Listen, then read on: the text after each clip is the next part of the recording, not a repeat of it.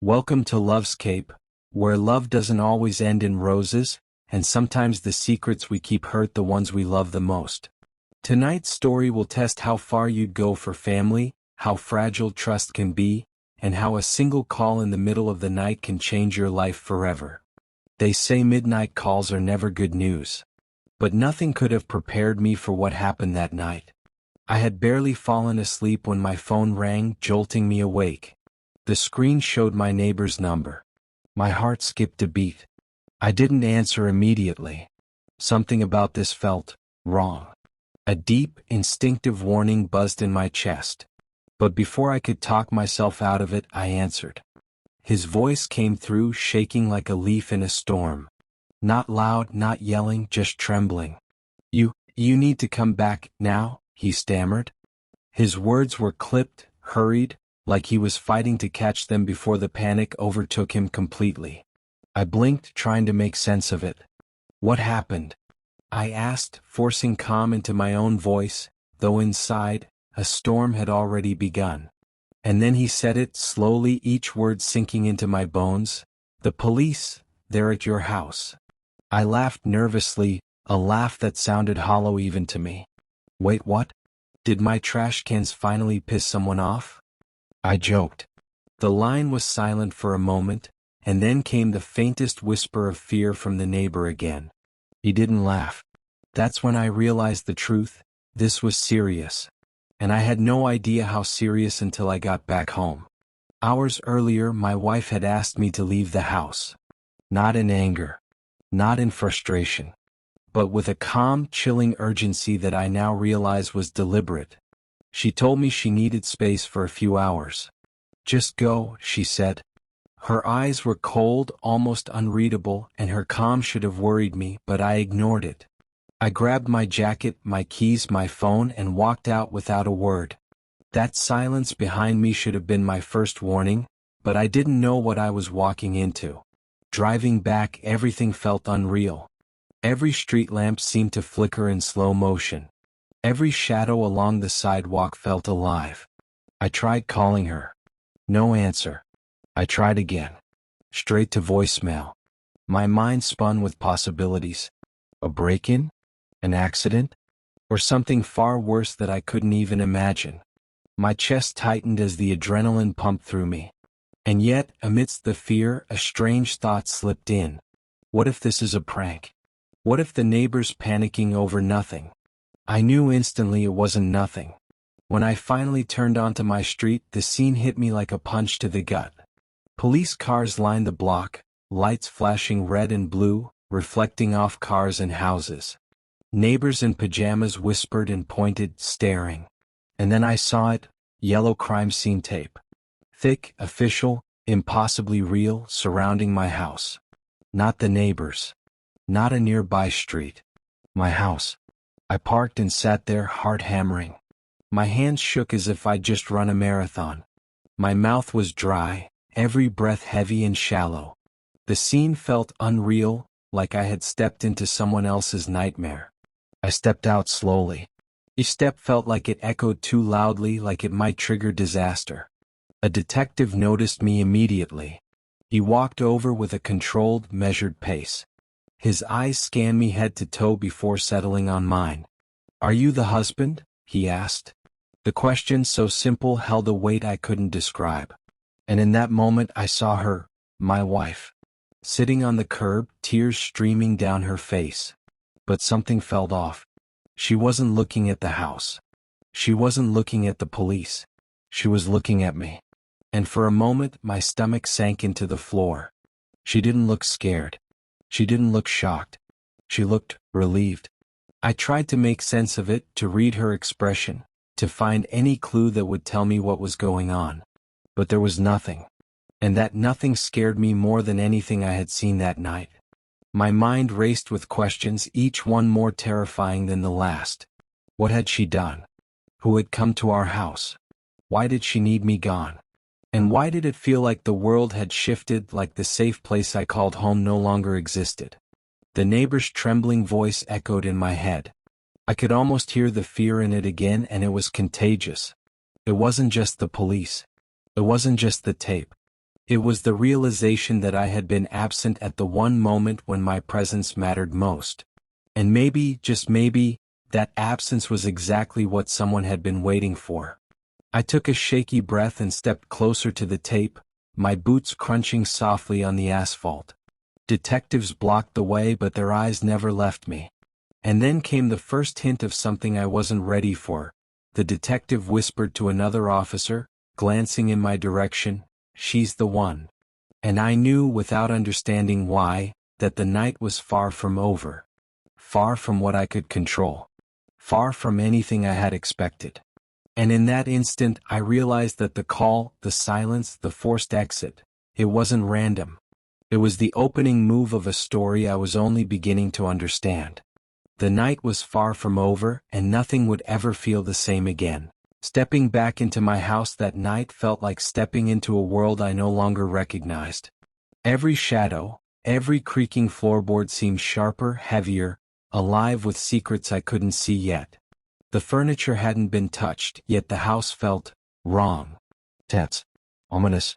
My neighbors whispered from behind closed doors, their eyes darting as I passed, making me feel like I was trapped in a fishbowl, exposed, judged, accused, even before anyone had spoken a word. And there she was, my wife, sitting silently on the curb. Her shoulders shook slightly. Her hands covered her face. On the surface she looked fragile, vulnerable, a victim of whatever had happened in my absence. But underneath that carefully constructed fear, I saw the hint of something darker. Something deliberate. Relief. Not fear. Relief. Hours passed as detectives questioned me. They asked where I had been, who I had seen, and every other detail of that night. My wife answered too, calm, measured, almost rehearsed. She painted herself as the terrified wife, alone and defenseless, who had no choice but to call the police. She claimed she had felt unsafe, that she didn't know what might happen if I stayed inside. Every word rang hollow to me. The way she spoke, the pauses before certain answers, the way she avoided eye contact with me, it screamed manipulation. And yet, the detectives seemed to take her at face value. Then the first crack appeared. My neighbor, the one who had called me shaking in the middle of the night, let slip a detail my wife hadn't intended anyone to hear.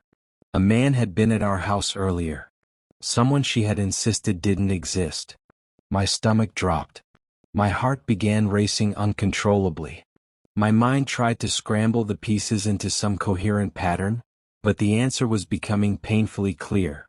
That night, my forced exit, her calm, the call, it had all been orchestrated. I had walked straight into her plan without even realizing it. Weeks passed, but the tension never lifted.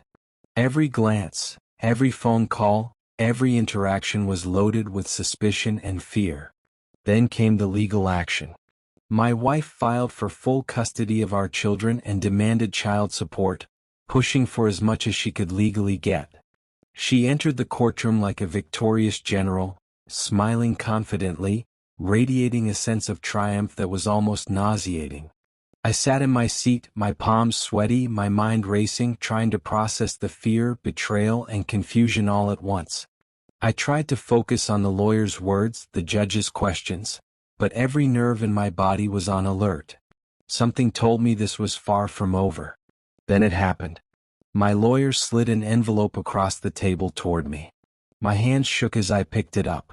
Inside were the records, the messages, the security footage that would blow everything wide open. I felt my pulse spike, my stomach twist into knots. And then the courtroom fell silent. Every eye turned to the evidence. Every breath in that room seemed to pause. And when my wife saw it, I swear I could see the life drain from her face. Her carefully constructed plan, her smug confidence, all of it shattered in an instant. She went pale. White as paper. The lies she had spun for months, or maybe years, collapsed under the weight of the truth. The revelation hit me harder than I could have imagined. The man at our house that night wasn't a stranger. He wasn't random. He was someone my wife had known intimately and had worked to hide from me. The midnight call, the forced exit, the police presence, it had all been her orchestration. She had manipulated the circumstances to make herself appear to be the victim while using my absence as her perfect cover. She had controlled the story from start to finish, expecting everyone to believe her narrative without question. I felt a mixture of relief, rage, and disbelief. Part of me wanted to scream, to confront her, to demand answers. But another part of me realized that the real power didn't come from confrontation. It came from awareness, from truth. And the court saw it. Custody was shared. Support was balanced. The lies had been exposed. And while I walked away with freedom, it wasn't the kind of victory that comes with a cheer or celebration. It was quieter, calmer, more powerful. Because awareness is stronger than revenge. Even after all of this, the lessons were far from over. I reflected on how small decisions can compound into life-altering consequences. A single night, a single choice, to leave, to trust, to ignore warning signs, could change everything. Lies compound over time. So does truth. And sometimes the hardest lessons come from the smallest signals. A shaking voice on the phone, a silence too long, a glance you almost ignore. I want you to think about this. How many moments in your life go unnoticed? How many small choices, small absences, or quiet lies could be silently reshaping your reality? And what would you do if you noticed them before it was too late? That night taught me that clarity is more valuable than anger, that truth is more powerful than revenge, and that awareness is the only thing that can truly set you free. So if there's one thing I want you to take from my story, it's this.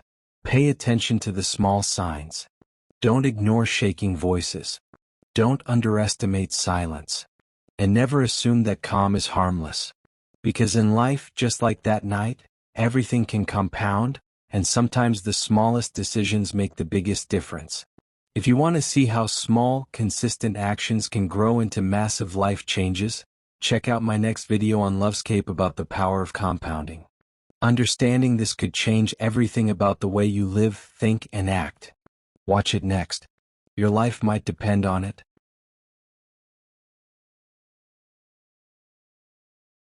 Even after the courtroom, even after her lies were exposed and justice seemed to have been served, the story wasn't over. Walking out of that building, I thought I would feel relief.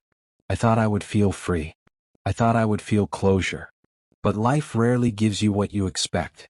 That night, the truth continued to unfold, in ways that were darker, more shocking, and far more revealing than anything I could have imagined. When I returned home, the house was silent, eerily so. Every shadow seemed alive, every floorboard felt like it could creak under the weight of hidden secrets. I couldn't shake the feeling that the house itself was holding its breath, waiting. And then I noticed it. An envelope had been slipped under the door. Plain, unmarked, unassuming. Yet the weight of it in my hands felt enormous, like it carried the weight of years of hidden truth. I paused. Should I open it? Should I leave it? That hesitation, that tiny pause, was more than just indecision. It was instinct. Something deep inside told me that whatever was inside, it would change everything I thought I knew. I tore it open. Inside were photographs, letters, text messages, and audio recordings that painted a picture of my wife's actions over months. Everything hidden. Everything carefully orchestrated. Every lie, every manipulation, every secret meeting, it was all there. My stomach churned as I flipped through the evidence. Part of me wanted to throw it away, burn it, pretend it didn't exist. But another part, the part that had survived months of manipulation, recognized the power in this knowledge. Awareness, truth, control. The photographs were the most chilling. Images of my wife meeting the man who had come to our house the night of the midnight call. Whispered conversations, secretive smiles, hushed exchanges. Moments she had hoped would remain unseen. And then I realized the depth of the betrayal. This wasn't just a single night of deception. This was months, perhaps years, of manipulation designed to isolate me, control me, and keep me blind. My blood boiled, but strangely I felt calm too. Knowledge was power. Awareness was strength. And now I had both. I sat on the couch, flipping through pages, watching my life unravel in front of me piece by piece. And I asked myself, how could someone live with such deception? How could someone manipulate, threaten, and lie for months without being caught? The answer is simple. Most people never notice the signs. Most people never pay attention to the trembling voice on a phone, the subtle silences, the tiny forced absences. And now I had the advantage. Then came the real choice. I could confront her immediately, scream, accuse, demand revenge. I could risk everything on a confrontation that might destroy what little remained of trust or family. Or I could act strategically, let the truth speak for itself, and let the evidence expose her in a way she could not control. I chose the latter. Sometimes the most effective revenge is not loud. It's quiet, calculated, precise. I spent days compiling the evidence, organizing every photograph, every message, every recording into a clear story that anyone could follow. Every lie she told, every manipulation, every secret revealed itself in the timeline I created. I didn't act out of anger. I acted from clarity. And as I prepared to reveal this to the right people, the authorities, the legal system, and anyone who could hold her accountable, I felt a strange sense of calm. I was no longer a victim of her manipulations. I was in control. Looking back, I realized just how far I had come. From fear to awareness. From confusion to clarity. From helplessness to power. That first midnight call, the trembling neighbor, the police at my door, it had all been a catalyst. Each moment, each decision, each tiny action compounded, leading me to this exact point. And in that moment, I understood something essential. Life compounds in everything. Fear compounds. Lies compound. Silence compounds. But so does truth. Awareness. Control. I paused for a moment and reflected, how many of us live our lives ignoring the small signs? The trembling voices, the sudden silences, the tiny absences that seem insignificant? How many times do we miss the clues that could save us from years of manipulation or deception? That night taught me that awareness, patience, and strategy are more powerful than anger or revenge ever could be. And then came the final realization. As I carefully stored the envelope, I understood that the ultimate power wasn't in revenge. It wasn't in exposing her publicly. It was in reclaiming my life, my peace, my dignity. It was in knowing that I had survived, that I had learned, that I had grown. And sometimes the greatest revenge isn't humiliation or punishment. It's living better than anyone expects, fully aware, fully free, fully in control. So here's my question to you. If your life was full of hidden lies, manipulation, and betrayal, would you notice the signs before it's too late? Would you act or would you wait? Because every decision you make today compounds into the life you live tomorrow. The smallest choice, whether to pay attention, to speak up, to record a fact, or to question a pattern, can change everything. Just like my midnight call changed everything for me. If you've followed this journey from the first call to the police, the courtroom, and now the envelope, you've seen how small actions, decisions, and awareness can compound into massive results.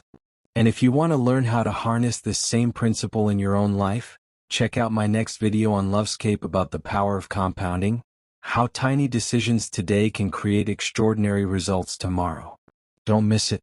Because life rewards the aware, the patient, and those who take control of their story.